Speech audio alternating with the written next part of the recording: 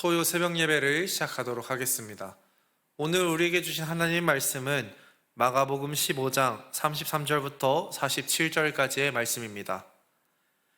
그러면 찾으신 줄 알고 제가 읽도록 하겠습니다. 제6시가 되매 온 땅에 어둠이 임하여 제9시까지 계속하더니 제9시에 예수께서 크게 소리 지르시되 엘리 엘리 라마 사박다니 하시니 이를 번역하면 나의 하나님 어찌하여 나를 버리셨나이까 하는 뜻이라. 곁에 섰던 자 중 어떤 이들이 듣고 이르되 보라 엘리야를 부른다 하고 한 사람이 달려가서 해면에 신 포도주를 적시어 갈대에 꿰어 마시게 하고 이르되 가만두라 엘리야가 와서 그를 내려주나 보자 하더라. 예수께서 큰 소리를 지르시고 숨지시니라. 이에 성소 휘장이 위로부터 아래까지 찢어져 둘이 되니라. 예수를 향하여 섰던 백부장이 그렇게 숨지심을 보고 이르되 이 사람은 진실로 하나님의 아들이었도다 하더라. 멀리서 바라보는 여자들도 있었는데 그 중에 막달라 마리아와 또 작은 야고보와 요새의 어머니 마리아와 또 살로메가 있었으니 이들은 예수께서 갈릴리에 계실 때에 따르며 섬기던 자들이요 또 이외에 예수와 함께 예루살렘에 올라온 여자들도 많이 있었더라. 이날은 준비일 곧 안식일 전날이므로 저물었을 때에 아리마대 사람 요셉이 와서 당돌이 빌라도에게 들어가 예수의 시체를 달라 하니 이 사람은 존경받는 공회원이요 하나님의 나라를 기다리는 자더라. 빌라도는 예수께서 벌써 죽었을까 하고 이상히 여겨 백부장을 불러 죽은 지가 오래냐 묻고 백부장에게 알아본 후에 요셉에게 시체를 내주는지라. 요셉이 세마포를 사서 예수를 내려다가 그것으로 싸서 바위 속에 판 무덤에 넣어두고 돌을 굴려 무덤 분에 놓음에 막달라 마리아와 요새의 어머니 마리아가 예수를 둔 곳을 보더라. 아멘. 우리는 고난주간을 맞이하여 고난주간 특별 새벽 기도회를 진행해 왔습니다. 그러다 보니까 이제 어느덧 성금요일도 지나가게 되었고 내일이면 부활주일이 다가오게 됩니다. 그렇다면 여러분은 이 고난의 순간을, 이 고난의 기간을 어떻게 보내오셨습니까? 누군가는 예수님의 고난과 십자가, 부활의 의미를 되새기며 감사의 의미를 담아서 보내셨을 수도 있습니다. 또 다른 누군가는 고난주간과 부활주일에 대하여 큰 의미를 갖지 못한 채 그저 매년 돌아오는 교회 절기 중에 하나처럼 그냥 생각하고 넘어가셨을 수도 있습니다. 각자가 이 기간을 어떻게 생각하며 보내셨을지 제가 알 수는 없지만 오늘 하루라도 이 고난을 기억하며 부활의 기쁨을 기대하며 시간을 보내시기 바랍니다. 저는 오늘의 말씀을 묵상하며 두려움을 넘어설 수 있는 것이라는 문장을 한번 떠올려 보았습니다. 여러분에게 두려움이란 무엇입니까? 여러분이 가지고 있는 두려움은 무엇입니까? 누군가는 어린 시절 들개에 쫓겼던 그 경험 때문에 강아지들을 무서워할 수 있습니다. 누군가는 수영을 하다가 물에 빠져 큰 고생을 하거나 죽을 위기를 넘겼기 때문에 물을 두려워할 수도 있습니다. 이것이 아니더라도 음식을 먹다가 체한 경험이 있어서 다시는 그 음식을 먹지 못하게 되거나 많은 사람들이 주목하는 이 상황 속에서 한 가지 실수를 했는데 그것이 큰 충격으로 다가와서 남들 앞에 나서지 못하는 그런 어려움을 경험하는 사람도 있습니다. 이처럼 우리는 각자 살아온 환경에 따라서 다양한 두려움들을 지니며 살아가고 있습니다. 왜냐하면 이 두려움이라는 녀석은 우리가 각자의 삶 속에서 경험했던 부정적인 경험들이 쌓여서 만들어진 두려움이기 때문입니다. 그러니까 이 두려움이라는 것은 부정적인 경험들에 학습되어 나타난 어떠한 결과물이라고 할 수 있습니다. 그러나 이런 경험과 상관없이 이 세상을 살아가는 모든 사람들에게는 공통적으로 나타나는 두려움이 있다고 합니다. 이 두려움은 크게 5가지로 구분이 돼서 나타나는데 이는 각각 자유의 상실, 자아의 죽음, 절단, 분리, 소멸을 의미한다고 합니다. 저는 말씀을 준비하다가 이 5가지 요소가 예수님의 십자가 사건 속에 드러난다는 것을 알게 되었습니다. 우리 함께 예수님의 십자가 순환을 한번 떠올리며 말씀을 들어봅시다. 예수님께서는 자신의 제자 유다에게 배신을 당해서 팔려가셨습니다. 그 이후에 예수님께서 빌라도 앞에 나왔을 때 예수님은 결박된 모습으로 재판을 받으셨습니다.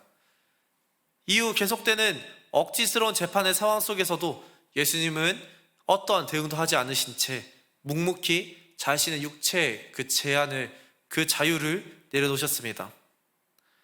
이번엔 예수님께서 형벌이 결정되었을 때의 모습입니다. 예수님의 형벌이 결정되자 예수님을 따르던 수많은 사람들은 순식간에 예수님을 외면하기 시작했습니다.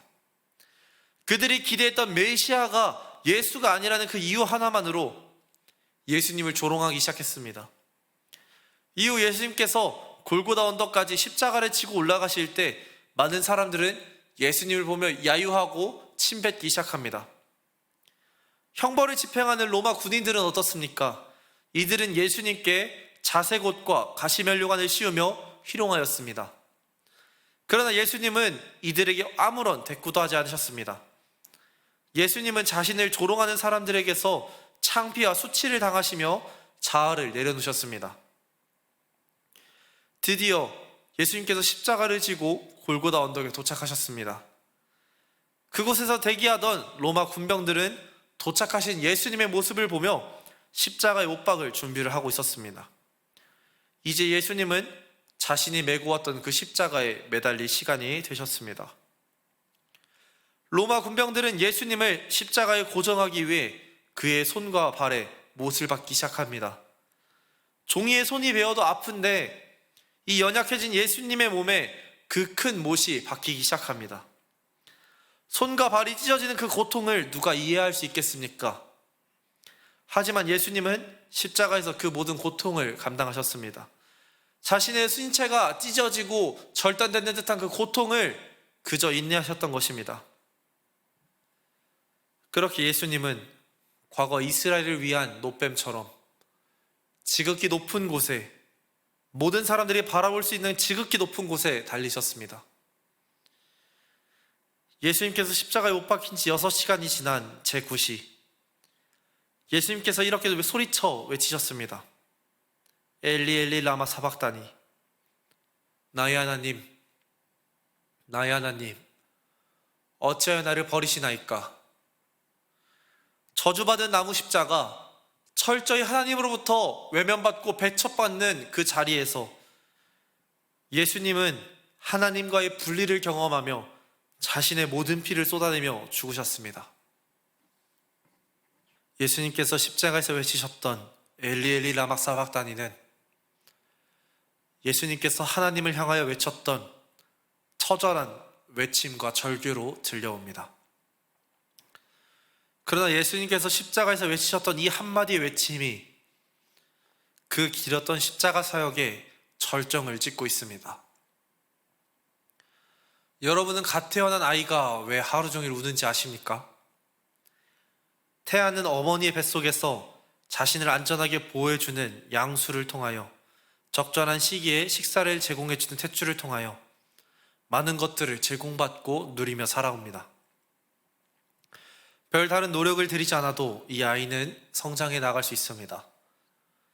그러나 아이가 세상 밖으로 나오면서 그 모든 혜택을 잃은 채 태어나게 됩니다. 자신이 누려왔던 것들을 다 내려놓고 극심한 고통을 겪으며 이 세상에 나오자마자 엄마와 자신을 이어주었던 유대의 끈이 끊어지게 됩니다. 고통을 겪으며 나왔던 이 세상은 아이에게 너무나 낯설고 차갑기만 합니다. 낯선 환경 속에서 무기력한 자신을 바라보며 아이는 불안감에 휩싸이게 됩니다. 이런 상황 속에서 이 갓난아이가 의지할 수 있는 것이 무엇이겠습니까? 바로 자신의 부모밖에 없습니다. 이 아이에게 부모는 자신의 전부를 의미하게 됩니다. 그런데 자신의 전부인 이 부모가 자신의 시야에서 사라지면 아이는 어떻게 되겠습니까? 아기는 자신이 가장 잘할 수 있는 것을 하기 시작합니다. 그것은 바로 울음입니다. 아이는 그 즉시 부모의 귀에 들릴 정도로 아주 큰 소리로 울기 시작합니다.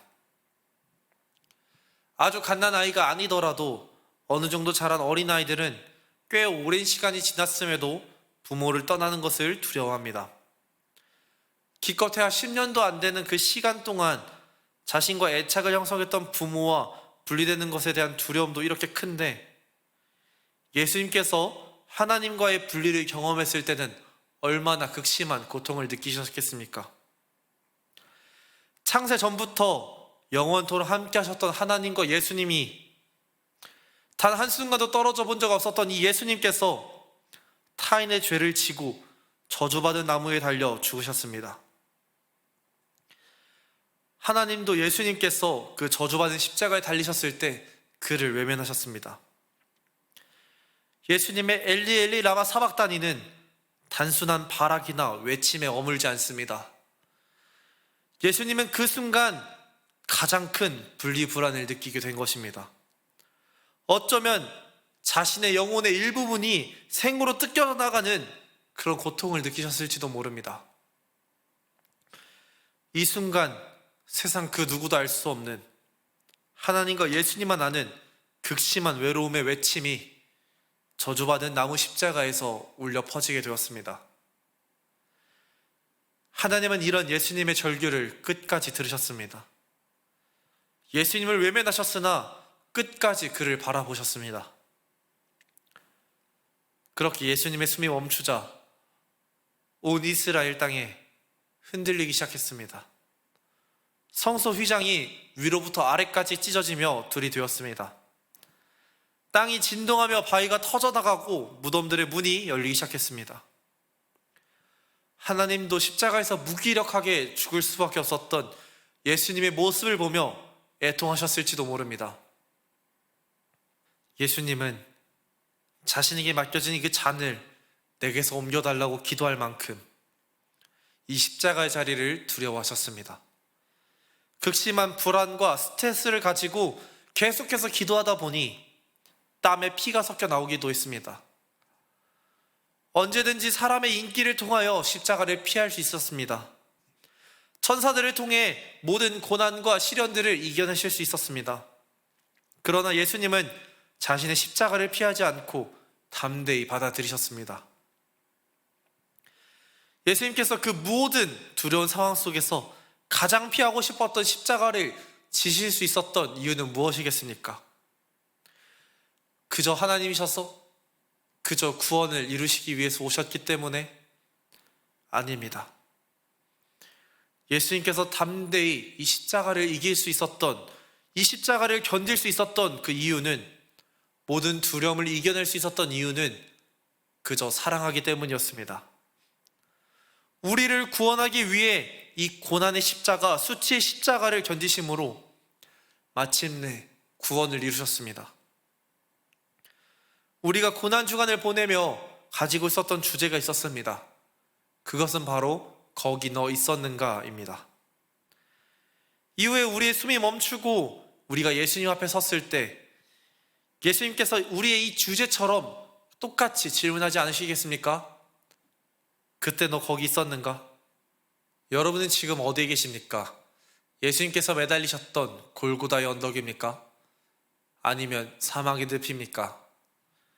제가 한 가지 소망하는 것은 우리가 다른 어떤 곳이 아니라 우리를 위해 죽으신 예수님께서 계셨던 그 십자가 앞에 서 있기 원합니다. 많은 사람들의 죽음이 쌓여 있었던 골고다 언덕은 예수님의 십자가를 통하여 예수님과 우리가 만나는 기쁨의 언덕이 되었습니다. 이 기쁨의 언덕에서 예수님을 만나 함께 나아가는 우리가 되기 원합니다. 이 모든 것을 위해 기도하도록 하겠습니다.